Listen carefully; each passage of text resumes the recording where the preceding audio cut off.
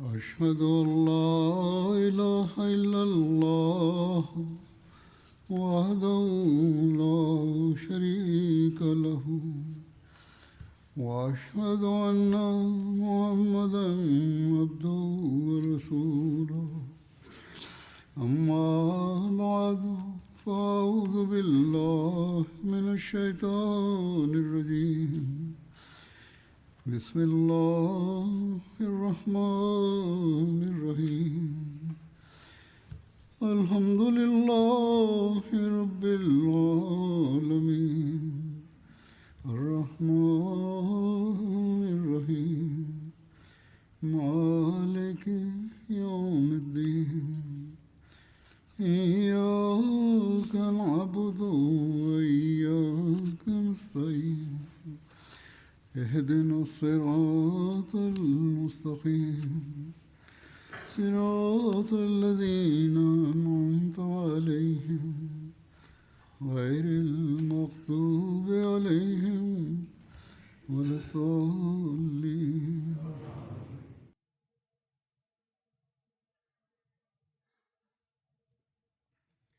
Hazrat Amirulmuminin Mwenyezi Mungu amsaidie sana anasema, katika hutuba iliyopita nilikuwa nimeeleza habari za kufika kwa Mtume sallallahu alaihi wasallam na kupiga kambi karibu ya Makka kwa ukimya. Mtume sallallahu alaihi wasallam aliwaambia masahaba wawashe moto kwenye mahala 10,000.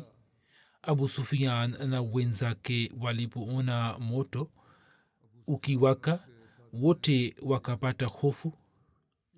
Nilikuwa nimeeleza maelezo yake machache, hapo nitaeleza zaidi. Hatmusleh Maud raziallahu taala anhu ameeleza hali hii sehemu moja kama hivi: kwa kuwa Abbas alikuwa rafiki wa zamani wa Abu Sufyan, hivyo akamsisitiza Abu Sufyan ya kwamba yeye akae juu ya kipando chake pamoja naye na ahudhurie kwa Mtume sallallahu alaihi wasallam. Hivyo yeye akishika mkono wake akamkalisha juu ya ngamia yake na akamsukuma ngamia. Wote wakafika kwa Mtume sallallahu alaihi wasallam. Hat Abbas alikuwa na hofu ya kwamba hat Umar ambaye alikuwa amepangiwa kulinda pamoja naye asije akaamua Abu Sufyan, lakini Mtume sallallahu alaihi wasallam alikuwa ameshasema tayari ya kwamba Abu Sufyan akikutana na mmoja wenu nini msimue. Manzari haya yote yalikuwa yameshaleta mabadiliko azimu yenye shani katika moyo wa Abu Sufyan.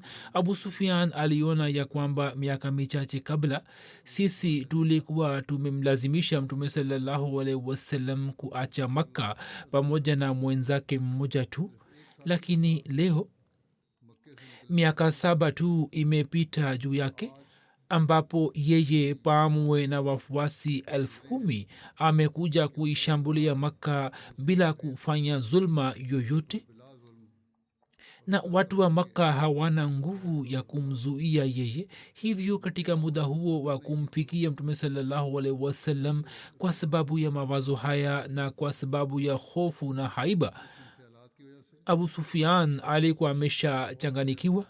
Mtume sallallahu alaihi wasallam akaona hali yake hiyo na akamwambia Abbas ya kwamba nenda na Abu Sufyan katika nyumba yako na umuweke kwako usiku, asubuhi umlete kwangu. Hivyo usiku ule Abu Sufyan akalala kwa Abbas raziallahu anhu. Asubuhi alipomleta kwa Mtume sallallahu alaihi wasallam, hii ilikuwa ni wakati wa sala ya alfajiri. Watu wa Makka walikuwa hawajui namna ya kuamka asubuhi na kuswali. Abu Sufyan akawaona Waislamu wakichota maji na kwenda hapa na pale wakijaza birika ya maji, na akaona kwamba mmoja anatawaza, mwingine anapanga mstari. Abu Sufyan akazani ya kwamba labda kwa ajili yangu adhabu ya aina mpya imependekezwa. Hivyo akamuuliza Abbas kwa hofu kwamba watu hawa wanafanya nini asubuhi. Hata Abbas akasema kwamba huna haja ya kuogopa. watu hawa wana nia ya kuswali. Kisha abu sufian akaona ya kwamba maelfu ya waislamu wakasimama nyuma ya mtume salallahu alaihi wasallam, na mtume akifanya rukuu wote walikuwa wakifanya rukuu, na mtume akifanya sijda wote walikuwa wakifanya sijda. hat abbas kwa sababu ya kutekeleza wajibu wa ulinzi hakushiriki katika swala. abu sufian akamuuliza, sasa wanafanya nini? mimi naona kwamba yoyote anayofanya muhammad sallallahu alaihi wasallam watu hawa wanaanza kufanya ile ile. hat abbas akasema kwamba wewe umeingia katika mawazo gani? hii ni sala inayosaliwa, lakini muhammad sallallahu alaihi wasallam akiwaamuru watu hawa kuacha kula na kunywa, watu hawa watafanya vile vile. abu sufian akasema kwamba mimi nimetembelea jumba la kisra vile vile na kaisari, lakini sikuna watu wao wenye kujitolea kwa wafalme wao kama navyoona jumuiya ya muhammad sallallahu alaihi wasallam inavyojitolea kwake. kisha abbas akasema kwamba je, haiwezi kutokea ya kwamba leo wewe umwombe muhammad sallallahu alaihi wasallam ili yeye aitendee kaumu yake kwa afu, yani awasamehe? sala ilipokwisha, hat abbas pamwe na abu sufian akahudhuria kwa mtume sallallahu alaihi wasallam. mtume sallallahu alaihi wasallam alisema, abu sufian, je, bado haujafika wakati ya kwamba uhakika huu ukubainikie kwamba hakuna apasaye kuabudiwa isipokuwa allah? abu sufian akasema, wazazi wangu wajitolee kwako. wewe ni mpole sana, mwema mno na mtu mwenye kuwasamehe watu. jambo hili sasa nimeshaelewa na kujua kwamba kama angekuwepo mungu mwingine min ghairi ya allah angetusaidia chochote. kisha mtume sallallahu alaihi wasallam akasema kwamba e abu sufian, je, wakati bado haujafika kwako ili uelewe kwamba mimi ni mtume wa allah? abu sufian akasema kwamba wazazi wangu wajitolee kwako. kuhusu hiyo bado nina mashaka moyoni mwangu. lakini japo abu sufian alikuwa na wasiwasi, lakini wenzake wawili ambao pamoja naye walikuwa wamekuja nje ya maka ili kukusanya taarifa ya waislamu, ambao mmoja wao alikuwa hakim bin hizam, wao wakasilimu. kisha baadaye abu sufian pia akasilimu, lakini moyo wake aghlabu baada ya ushindi wa maka ukafunguka kikamilifu. baada ya kukubali islam, hakim bin hizam akasema, ya rasulllah sallallahu alaihi wasallam, jeshi hili je, umelileta ili kuwaangamiza kaumu yako? mtume sallallahu alaihi wasallam akasema kwamba watu hawa walifanya zulma, wakatenda zambi, na nini mkavunja ahadi mliyofunga katika hudabia, na mkapigana vita ya kizulma zidi ya khuza, na mkapigana vita mahala patakatifu ambapo allah alikuwa amepafanya kuwa pa amani. hakim akasema, ya rasulullah sallallahu alaihi wasallam, ni sawa, kaumu yako bila shaka imefanya hivyo, lakini wewe badala ya kuishambulia maka ungetakiwa kuishambulia kaumu ya hawazan. mtume sallallahu alaihi wasallam akasema, kaumu ile pia ni zalimu, lakini nina imani kwa allah ya kwamba yeye ushindi wa maka na ushindi wa islam na kushindwa kwa hawazan, vitu hivi vyote atavitimiza juu ya mkono wangu tu. kisha abu sufian akasema kwamba watu wa makka wasipoinua upanga, je, watakuwa katika amani? mtume akasema, ndio, kila mtu ambaye akifunga mlango wa nyumba yake atapewa amani. hat abbas akasema, ya rasulllah sallallahu alaihi wasallam, abu sufiani mtu anayejipendelea ufahari, maana yake ni kwamba heshima yangu pia izingatiwe. mtume akasema kwamba ni sawa, mtu akienda nyumbani kwa abu sufian yeye pia atapewa amani. mtu akienda msikiti wa kaaba atapewa amani. mtu akijisalimisha atajaaliwa amani. mtu akifunga mlango wake atapewa amani, na mtu akienda katika nyumba ya hakim bin hizam atapewa amani. maelezo hayo yote ameyaandika katika dibaji ya tafsir lquran. hat masihe maud alahsatu wassalam amesema kuhusu tukio hili ya kwamba katika zama ya mtume salllahualwalhi wasallam abu sufian alikuwa mtu mwenye moyo dhaifu na busara ndogo. mtume salllahualhi wasallam alipopata ushindi juu ya makka akamwambia kwamba je, bado huelewi na bado haujajua kwamba kazi hii si kazi ya mkono wa kibinadamu? Ye akasema katika jibu kwamba sasa nimeelewa ya kwamba mungu wako ni mkweli. kama masanamu haya yangekuwa na chochote wakati huu yangetusaidia. kisha alipoambiwa ya kwamba je, unaamini juu ya utume wangu, mtume saa salam akasema, akamuuliza, yeye akaonyesha kiherehere chake na yeye akaelewa tauhidi lakini hakuelewa utume. wanakwepo baadhi ambao wanakuwa na busara ndogo. jambo ambalo lilikuwa dalili ya tauhidi ndiyo iliyokuwa dalili ya utume, lakini abu sufian akaendelea kutofautisha kati yao na akatenganisha tauhidi na utume. anasema kwamba wanadamu hawawi wenye tabaka moja mmoja awal kama vile sudiki akbar raziallahu anhu wanafanana naye, wengine wenye daraja ya katikati na wengine wenye daraja ya mwisho. ibni ukwa anasema abu sufian na hakim bin hizam walipokuwa wakirejea, harat abbas akamwomba mtume salllahualwalhi wasallam akisema ya kwamba ya rasulullah sallallahu salam,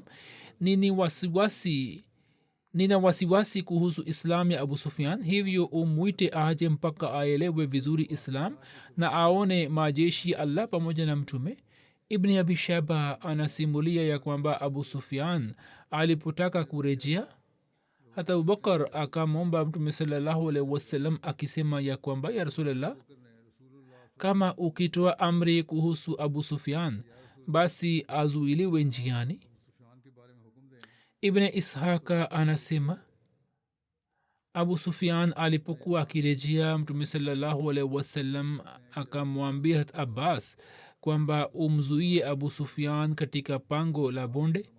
hivyo hat abbas akaenda kumzuia abu sufian. hapo abu sufian akasema kwamba e bani hashim, je, mnadanganya? hata abbas akasema watu wenye unabii hawadanganyi. na sawa na riwaya nyingine akasema kwamba sisi si wenye kudanganya kamwe. nawe usubiri hadi asubuhi mpaka uone jeshi la allah na uone yale aliyoandaa allah kwa ajili ya washirikina. hivyo abbas akaendelea kumzuia abu sufian katika pango lile hadi ikatokea asubuhi. makabila mbalimbali yakiwa kikundi kimoja kimoja yalianza kupita mbele ya abu sufian. kikundi cha kwanza kilipopita akasema, e abbas, hawa ni kina nani? abbas akasema, hawa ni ghafari, watu wa kabila ghafar. abu sufian akasema, sina haja na ghafar. kisha wakapita juhena, akasema yale yale. kisha wakapita kina saad bin huzaim, ye akarudia maneno yale yale kwamba sina haja nao. kisha wakapita sulaim, ye akasema maneno yake yale yale, hadi kikaja kikundi kimoja ambacho yeye hakuwahi kukiona kama kile. akasema hawa ni kina nani? abbas akasema kwamba hawa ni answar. kiongozi wao ni hasab bin ubada ambaye ameshika bendera. hasab bin ubada akatamka kwa jaziba kwamba e abu sufian, siku ya leo ni siku ya vita, leo haitabaki utukufu wa kaba. abu sufian akisikia hayo akasema, abbas, siku hii ya uharibifu itakuwa ya namna yake kama tungepata nafasi ya kupigana. anasema kwamba kama tungepigana ingekuwa sawa, lakini hatuwezi kupigana vita. kisha kikaja kikundi kimoja kilichokuwa kadogo kuliko vyote. humo alikuwepo mtume salllahualwasalam maswahaba zake, na bendera ya mtume saa salam ilikuwa mkononi mwa hat zubair bin awam. katika riwaya nyingine imesimuliwa hivi ya kwamba mtume salllahualwalhi wasallam alipopita karibu na abu sufian, yeye akasema, ya rasulllah, je, umetoa amri ya kuwaua watu wote wa kaumu yako? je, hujui saad bin ubada amesema nini?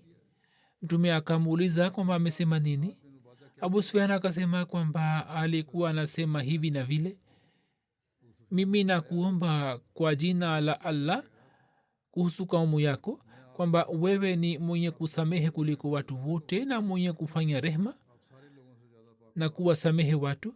mtume saa salam akasema kwamba saad hakusema sawa, siku ya leo ni siku ya rehma. leo allah ataijalia kaba heshima na allah atawajalia makuraish heshima ya kweli. ibne ishaq ameandika ya kwamba yale aliyosema saad mmoja kutoka wahajiri alisikia.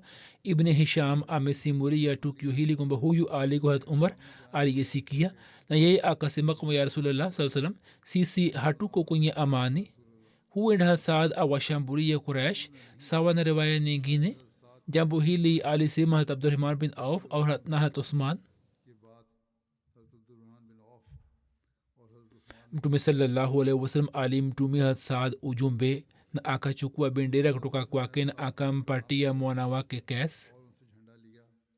hat musleh maud ameeleza maelezo yake kwa kupitia vitabu vya historia. alisema kwamba wakati ambapo jeshi hili lilikuwa linapita mbele ya abu sufian, kamanda wa answar saad bin obada kwa kumwona abu sufian akasema kwamba leo mwenyezi mungu ametujalia kuingia katika makka kwa kupitia nguvu ya upanga.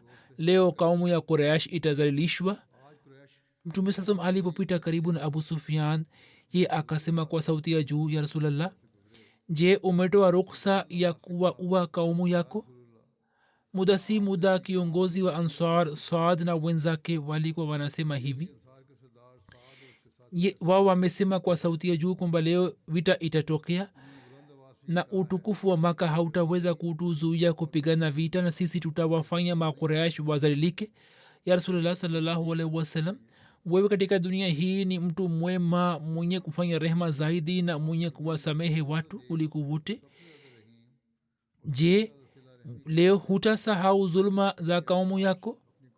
kwa kusikia malalamiko ya abu sufian, wahajiri ambao walikuwa wamepigwa katika mitaa ya maka na walikuwa wamefukuzwa kutoka nyumba zao na mali zao, wakakosa utulivu na katika mioyo yao rehma itazalika kuhusu watu wa maka. na wao wakasema, ya rasulullah sallallahu alaihi wasallam, maanswar wamesikia matukio ya zulma za watu wa maka, kwa sababu yake hatujui kwamba wao watawatendea vipi makuraish. mtume akasema kwamba abu sufian, saad hakusema sawa, leo ni siku ya rehma. leo mwenyezi mungu atawajalia quraish na kaba tukufu heshima. kisha mtume akamtumia mtu mmoja kwa saad na akasema kwamba bendera hii umpatie mwana wako Qais, ye atakuwa kamanda wa jeshi badala yako. na kwa njia hiyo mtume saa salam akawatia watu wa maka moyo na pia akawasalimisha answar wapate huzuni. na mtume alikuwa na imani juu ya Qais, kwani Qais alikuwa kijana mwema sana mwenye tabia njema sana. imeendikwa katika historia kwamba karibu na kifo chake baadhi ya watu walipokuja kumtembelea na wengine hawakuja. ye akawauliza marafiki kwamba kuna sababu gani kwamba baadhi na wajua hawakuja kunitembelea. marafiki zake wakasema kwamba wewe ni mtu tajiri sana, kila mtu wewe unampatia mkopo katika muda wa shida yake, watu wengi wanadaiwa hivi, wao hawakuja kukutembelea kwamba labda utakuwa na haja na wewe utaomba hela kutoka kwao, yani mkopo wako. ye akasema kwamba marafiki zangu wampata shida bila sababu yote, muwatangazie watu wote wa mji kutoka kwangu kwamba kila mtu ambaye anadaiwa kutoka Qais mkopo wake umesamehewa. hapo watu wakaja kumtembelea hadi ngazi za nyumba yake zikavunjika. ibne abi shaiba amesimulia kwamba tabas alisema, ya rasulllah sallallahu alaihi wasallam, nipatie rukhsa ili niwaende watu wa makka na niwapatie mwito na wewe uwajalie amani. hivyo yeye akapanda juu ya nyumbu ya mtume saa salam aitwaye shaba na akaondoka akaingia makka na akasema kwamba eni watu wa makka, musilimu mtaokoka? Jeshi kubwa limewajieni, nini hamna nguvu ya kupigana nalo? Hatmusleh maud anasema kwamba jeshi lilipopita, abbas akamwambia abu sufyan, alikuwa anaangalia kama ilivyoelezwa, jeshi lilikuwa linapita mbele yake. Akamwambia abu sufyan kwamba sasa ufike makka haraka haraka na uwapatie watu taarifa kwamba muhammad rasulullah amekuja na yeye amewapatia watu wa sura fulani fulani amani. Ilhali abu sufyan alikuwa na furaha moyoni mwake kwamba nimegundua njia ya wokovu ya watu wa makka. Mke wake hinda ambaye tangu mwanzo alikuwa anawachochea watu zidi ya waislamu, na japokuwa alikuwa kafiri lakini kwa hakika alikuwa mwanamke shujaa, akaja mbele na akashika ndevu ya mume wake na akaanza kuwaita watu wa maka kwamba njoni mumue mzee huyu mpumbavu, badala ya kuwapatili nasaha kwamba nendeni na kwa ajili ya heshima yenu na heshima ya mji wenu mupigane vita na muuawe, anawatangazieni amani. abu sufiani kwa kuona hali hiyo akasema kwamba wewe mjinga, muda husi muda wa kuongelea mambo hayo, nenda ukafiche kwenye nyumba yako, ukajifiche katika nyumba yako. Mimi nimekuja kuona jeshi lile ambalo warabuni mzima hauna nguvu ya kupigana nalo. Kuhusu kuingia kwa jeshi la kiislam katika maka imeendikwa katika bukhari. hat urwa anasimulia kwamba mtume alimwamuru hat zubair kwamba yeye aingie maka kwa kupitia sehemu ya juu, na yeye achimbe bendera yake katika hujun na asiache mahala tang mpaka mtume afike. hujun ni katika bonde la mahsab ambalo lina umbali wa maili 1.5 kutoka baitullah. Khalid bin Walid ambaye alikuwa amepangiwa upande wa kulia, katika kikundi chake walikuwepo kabila ya sulaim, ghafar, muzaina na juhena. mtume aliwaamuru kwamba wao waingie makka kwa kupitia njia ya chini ya lith, na aliwaamuru kuweka bendera karibu na nyumba za makka. mtume saa salam akamteua abu baida bin jarrah juu ya kikundi chenye kutembea. mtume sasa alikuwa amewaamuru maamiri wake kwamba wao waendelee kujizuia kupigana vita na wapigane vita na yule tu ambaye apigane nao. ibn ishaq ameandika kwamba safwan, ikrma na suhail waliwaita watu ili kupigana na mtume. wao walikusanya watu katika khandama ambayo ni mlima mashuhuri wa makka katika njia iendayo mina. quraish, banu bakar na huzail, watu wa makabila haya walikuwa wamejumuika kwake, walikuwa wameshika silaha, walikuwa wanakula viapo vya mungu kwamba muhammad saa salam kamwe hataweza kuingia makka kwa nguvu. banu dil, yani mtu mmoja wa banu bakar, jemash bin qais, aliposikia kuhusu ujio wa mtume sallallahu alaihi wasallam akaanza kusawazisha silaha zake. mke wake akasema kwamba unajiandaa kwa ajili ya nani? Akasema kwamba kwa ajili ya muhammad na wenzake. mwanamke huyu akasema kwamba wallahi, mbele ya muhammad na wenzake hakuna kitu kinachoweza kusimama leo. alikuwa mwanamke mwenye akili. jemash bin qais akasema kwa kibri na kwa masihara kwamba nina imani kwamba mmoja wao nitamleta kwako, yani nitawafanya waislamu kuwa watumwa wako. unahitaji mtu mmoja ambaye akuhudumie, hivi nitakuletea mtumwa. mwanamke akasema kwamba ole kwako, usifanye hivyo, usipigane na muhammad sallallahu alaihi wasallam, wallahi rai yako si sahihi. laiti wewe ungemwona muhammad sallallahu alaihi wasallam na wenzake. jemash akasema kwamba hivi karibuni utaona tu. kisha yeye pamoja na safwan, ikrma na suhail akaenda khandama. Khalid bin Walid alipoingia kwa kupitia njia ile kama vile mtume alikuwa amemwamuru, ye akaona kikundi kimoja ambao wakamzuia kuingia ndani na wakaniosha silaha kwa ajili yake na wakawarushia mishale. wakasema kwamba nini hamwezi kuingia humo kwa nguvu. Khalid akawaita wenzake na vita ikatokea pamoja na washirikina. watu 20 wa banu bakar na watu 3 wa huzail wakauawa sawa na ibn ishaq. watu 12 13 wa washirikina waliuawa, wakashindwa vibaya, wakatawanika kote kote. kundi moja likapanda juu ya milima. jimash bin qais ambaye alikuwa amemwambia mkewe kwa ufahari akakimbia huko na akafika nyumbani na akamwambia mke wake kwamba funga mlango. mke wake akamuuliza mume wake kwamba yameenda wapi madai yako, ulikuwa umesema kwamba nitakuletea mtumwa.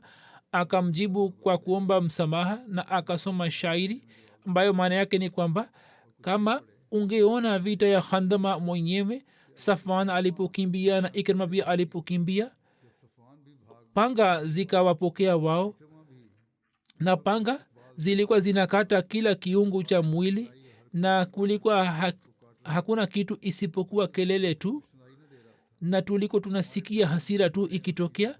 hivyo uache kunilaumu kwa ulimi wako na usitamke neno lolote. katika bukhari inapatikana kwamba katika wapanda farasi wa Khalid watu wawili waliuawa, had Jubash bin Ashar, had Qurs bin Jabar Fahri.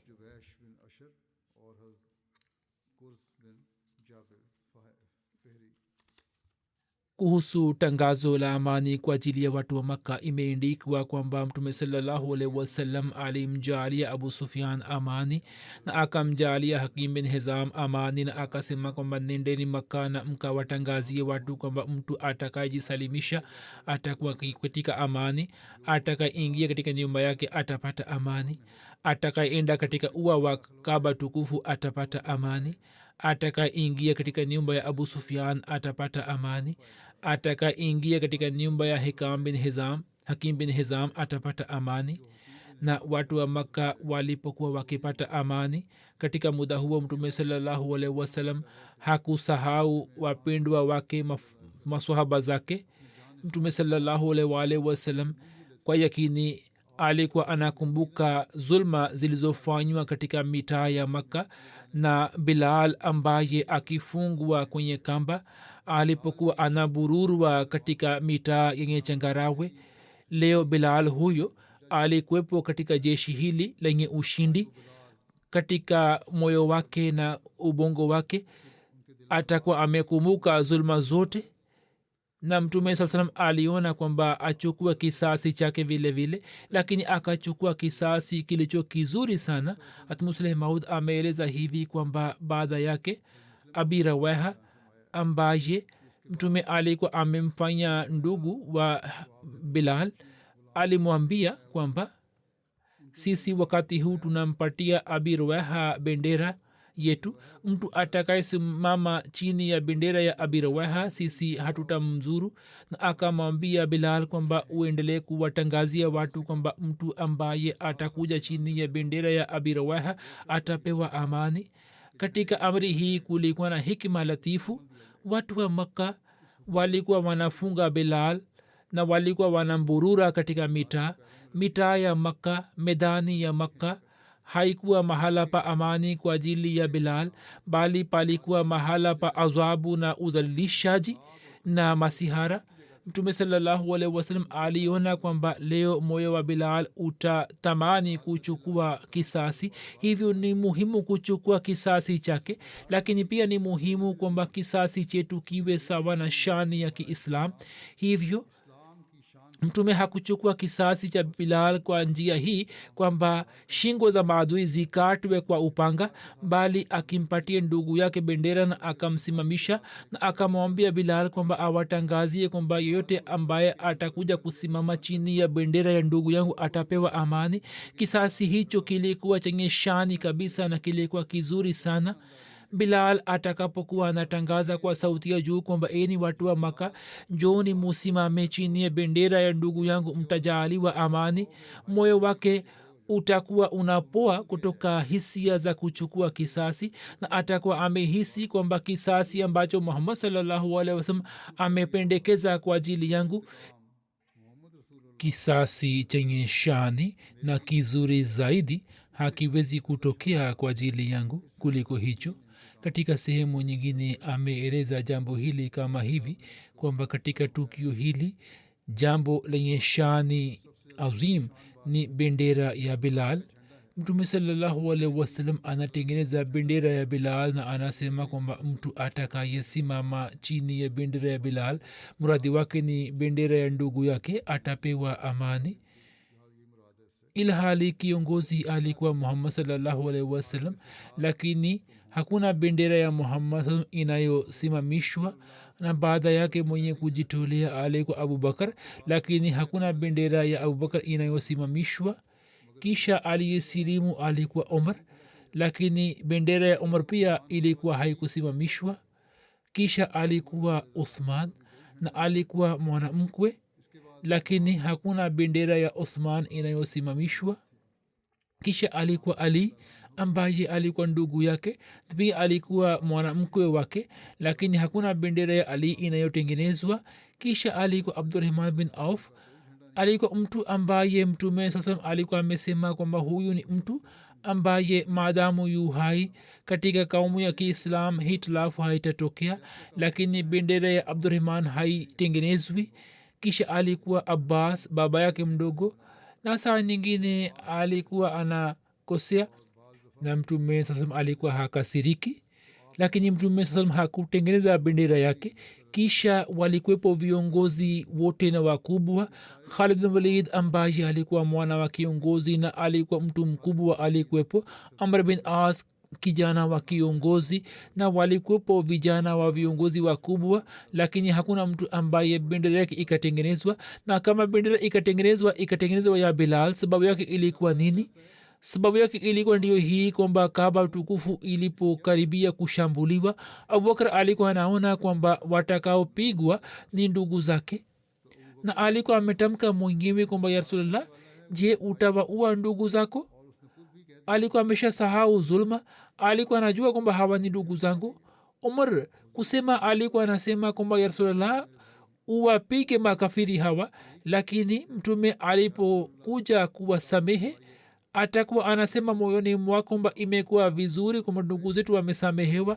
osman na ali pia watakuwa wanasema kwamba ndugu zetu wamesamehewa, wametutenda vibaya, haina shida. hata mtume salallahu alaihi wasallam wakati wa kuwasamehe atakuwa anaelewa kwamba katika watu hawa walikwepo baba yangu mdogo na ndugu zangu na walikwepo wanawakwe wangu na jamaa zangu. kama nimewasamehe nimefanya vizuri, jamaa zangu wamesalimika. alikwepo mtu mmoja tu ambaye hakuwa na ujamaa katika makka, hakuwa na nguvu katika makka hakuwa na mwenzake, na katika hali ya chini alikuwa amezulumiwa zulma ambayo hakufanyiwa abubakar wala ali wala uthman wala umar, na hata mtume sasa pia hakuzulumiwa hivi. bilal alilazwa juu ya mchanga moto. angalieni kwamba watu wanapotembea katika mwezi wa mei na juni bila viatu katika nchi ambapo kuna msimu wa joto ni kali, watu hawezi kutembea bila viatu. bilal alikuwa analazwa juu ya mchanga moto na kisha vijana wakivaa viatu vyenye misumari walikuwa wanapanda juu ya kifua chake na walikuwa wanasema kwamba sema kwamba kuna mungu min ghairi ya allah na muhammad ni mungu. bilal alikuwa anasema katika lugha yake ya kihabishi kwamba ashadu an la ilaha illallah, ashadu an la ilaha illallah. mtu huyu alikuwa anajibu kwamba hata mufanye zulma juu yangu, nimeona kwamba mungu ni mmoja, kivipi niseme kwamba ni wawili? na ninapojua kwamba muhammad ni mtume wa allah na ni mkweli, kivipi niseme kwamba huyu ni mungu? hapo walikuwa wanaanza kumpiga zaidi na zaidi. katika msimu wa joto hii ndio ilikuwa hali yao, na katika msimu wa baridi vile vile walikuwa wanamfunga na kamba na walikuwa wanamburura katika mitaa ya makka. ngozi yake ilikuwa inajeruhiwa, walikuwa wanamburura na walikuwa wanasema kwamba muhammad ni mungu na kuna mungu min ghairi ya allah. ye alikuwa anasema ashadu an la ilaha illallah, ashadu an la ilaha illallah. sasa jeshi la kiislam katika idadi ya 10,000 lilipokuja kuingia makka, katika moyo wa bilal wazo litakuwa limeingia kwamba leo nitachukua kisasi cha kupigwa kwangu na nitachukua kisasi cha zulma zangu. Na mtume aliposema kwamba mtu aliyeingia katika nyumba ya abu sufian amesamehewa, atakaingia kaba tukufu atasamehewa, atakayejisalimisha atasamehewa, atakayefunga milango ya nyumba atasamehewa. katika moyo wa bilal wazo litakuwa linaingia kwamba huyu anawasamehe ndugu zake wote na anafanya vizuri, lakini kisasi changu kimebaki wapi? mtume saa salam aliona kwamba leo ni mtu mmoja tu ambaye kwa sababu ya kusamehe kwangu kunaweza kumuuzi, na huyu ni bilal, kwamba wale ambao nawasamehe si ndugu zake, na zulma ambazo zimefanywa juu yake hakuna mtu aliyefanyiwa. mtume akasema nitachukua kisasi chake, na nitachukua kisasi kwa njia hii kwamba shani ya utume wangu itabaki na moyo wa bilal pia utafurahi. mtume alisema kwamba simamisheni bendera ya bilal, na vijana viongozi wa Makka ambao walikuwa wanapanda juu ya kifua chake na walikuwa wanamburura kwa kamba, walikuwa wanalaza juu ya mchanga moto, muwaambie kwamba kama mnataka kusalimisha mke na watoto wenu na uhai wenu, basi njoni chini ya bendera ya bilal. mimi naelewa kwamba tangu dunia hii ipatikane na mtu apate nguvu, na mtu amekuwa tayari kuchukua kisasi kutoka mwingine na amepewa nguvu. kisasi kama hicho chenye shani hakikuchukuliwa na mtu yeyote. bendera ya bilal itakaposimamishwa mbele ya kaba tukufu, viongozi wa uarabuni ambao walikuwa wanapanda juu yake na walikuwa wanasema kwamba sema kwamba muhammad ni mwongo, watakapokuwa wamewaleta watoto na wake zao wakishika mikono yao chini ya bendera ya bilal kwamba sisi tusalimike leo, wakati ule moyo wa bilal utakuwa unajitolea kwa muhammad sallallahu alaihi wasallam, na atakuwa anasema kwamba mimi sikujua kwamba ningechukua kisasi kutoka makafiri hawa au la, au ningeweza kuchukua au la, lakini sasa kisasi kimechukuliwa kwa njia hii kwamba kila mtu ambaye viatu vyake vilikuwa vinanipiga kichwa chake sasa kimeinamishwa juu ya kiatu changu. kisasi hicho kiliko chenye shani zaidi kuliko kisasi cha yusuf. yusuf alikuwa amewasamehe ndugu zake kwa ajili ya baba yake, na aliwasamehe kwa sababu ya baba yake, na aliwasamehe ndugu zake, lakini muhammad sallallahu alaihi wasallam aliwasamehe ndugu zake na jamaa zake kwa sababu ya kiatu cha mtumwa huyu. mtu mmoja ambaye ujana wake na utoto wake ulipita katika utumwa wa Quraysh, mtume akamtia moyo, na mfano wake haupatikani katika historia, utabaki daima dawamu. hiki ni kisasi cha mtume wetu mtukufu sallallahu alaihi wasallam na mfano wake. allahumma salli ala muhammadin wa ali muhammad wa barik wasallam innaka hamidu majid. ibn hisham ameandika kwamba katika ushindi wa Makka shiar ya wahajiri, yani kauli mbiu ilikuwa ya bani abdurrahman, yani eni wana wa abdurrahman, na kauli mbiu ya khazraj ilikuwa ya bani abdullah, yani eni watu vijana wa abdullah, na kauli mbiu ya aus ilikuwa ya bani abdullah, yani eni watoto wa abdullah. mtume saa salam alipokuja kwa kupitia njia ya mlima azakhar ambayo ni jina la pili la qaza, siku ya ushindi wa Maka mtume aliingia Maka kwa njia hiyo hiyo, na alipoona mwanga wa panga akasema kwamba mimi sikuwa katazeni kupigana. akaambiwa kwamba Khalid alipokabiliana na maadui yeye akapigana nao kwa upanga, lakini maadui walikuwa wamemshambulia. mtume akasema kwamba hukumu ya Allah ni bora zaidi. Mungu alikuwa anawaonyesha makafiri kwamba nini hamwezi kuwazuia waislamu kwa njia ya upanga na kwa nguvu yake. hii ni hukumu ya Allah ambayo mtu hawezi kuibadilisha. hayo yalikuwa ni maelezo ya kuingia kwa mtume sasa katika Makka, na mengine nitaeleza katika siku za usoni. wakati huu ningependa kumzungumzia marehemu na kisha nitasalisha jina yake baada ya swala. huyu ni mheshimiwa amina shehnaz sahiba, mke wa bwana inamullah sahib lahor, ambaye siku za nyuma akiwa na umri miaka 57 alifariki dunia. inna lillahi wa inna ilaihi rajiun. katika familia jumuiya ilipatikana kwa kupitia baba yake bwana muhammadin saheb ambaye mwaka 1994 katika umri miaka 15 akienda kadian akafanya baiga juu ya mkono wa khalifatulmasih athani. marehemu alikuwa musi. ameacha kwenye familia ya mume kijana mmoja na mabinti wanne. mwana wake bwana wajiullah saheb ni mbashiri nchini senegal na anaendelea kuitumikia huko, na kwa sababu ya kuwepo kwake katika medani ya mahubiri hakuweza kwenda kushiriki katika jeneza na mazishi ya mama yake. mwana wake ambaye ni mbashiri wajiullah saheb anaandika kwamba mama yangu alikuwa mwanamke mwema sana.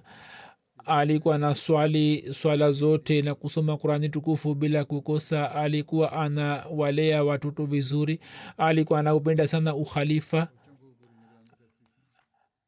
alipokuwa anajua kuhusu huzuni au furaha alikuwa anavikoma nimwindikie khalifatulmasih. alikuwa mkarimu sana na alikuwa anawatumikia kwa kutumia nguvu zake zote. alikuwa anawatendea majirani wasi wa ahmadia kwa wema, japo baadhi ya majirani walikuwa wanampinga, lakini yeye daima alikuwa anatimiza haki ya ujirani. mume wake inamullah saheb anasema kwamba aliishi vizuri pamoja nami katika maisha yangu yote. nilipopata huduma ya kuitumikia jamaat akanisaidia sana. kama nilibaki nje kwa sababu ya shughuli za jamaat alikuwa halalamiki. alikuwa mkarimu sana. mwezi mmoja kabla ya kifo chake takriban aliandaa chakula kwa ajili ya wageni 22. alikuwa anawasaidia watu wenye haja. alikuwa anatoa michango yake bila kukosa na alikuwa analipa kwa niaba ya marehemu. alifanya juhudi ya kuwalea watoto vizuri. akaendelea kuitumikia jamaat kama katibu wa fedha, na wakati wa kifo chake alikuwa na wazifa huo huo. kaka yake anasema kwamba dada yangu alikuwa mwenye kupenda na mwenye kuwahurumia wote. alikuwa na swali sala zote bila kukosa. sala ya tahajudi alikuwa anaupenda ukhalifa sana na mwenye kusoma qurani tukufu bila kukosa. watoto wake na watoto wa familia, watoto wote ambao walikuwa wanakwenda nyumbani kwake alikuwa anawasihi waswali kwa wakati na kusoma qurani tukufu. alikuwa na uhusiano mwema na majirani ambao si wa ahmadia. jirani yake moja anasema kwamba nimeishi naye miaka 20. alikuwa anatendea kama niwe dada yake. alikuwa anawatendea watoto wangu kama awe mama yao. hata watoto wangu walikuwa wanamuita kwa jina la mama, na kwenye kila kazi alikuwa ananipa ushauri mzuri. wapo watu ambao si wa ahmadi lakini ni wema na wanakuwa na uhusiano wa ahmadi na wanawaheshimu vile vile. sadla jeneral chinatown anasema kwamba kwa sababu ya kifo cha marehemu majlisi yetu imekosa lajna moja mzuri sana. kwa miaka 20 alikuwa anatoa huduma kama katibu wa fedha na alikuwa anafanya kazi kwa ikhlas sana. alikuwa anashiriki katika mipango yote ya kijamaat na mchango.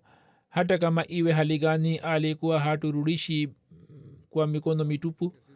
katika msimu wa joto mabinti zake pia wameandika kwamba siku ya alhamis kila wiki alikuwa anafunga saumu. mpango ukiandaliwa kwenye nyumba yake alikuwa anakubali kwa moyo mkunjufu na alikuwa anawatumikia wageni. mwenyezi mungu amghufiri na amrehemu. kijana wake mmoja ambaye ni mbashiri kama nisemavyo, kwa sababu ya kuwa nje ya nchi hakuweza kushiriki kwenye mazishi yake. mwenyezi mungu amjalie subira na uvumilivu na awafanye watoto wake wote wawe warisi wa maombi yake.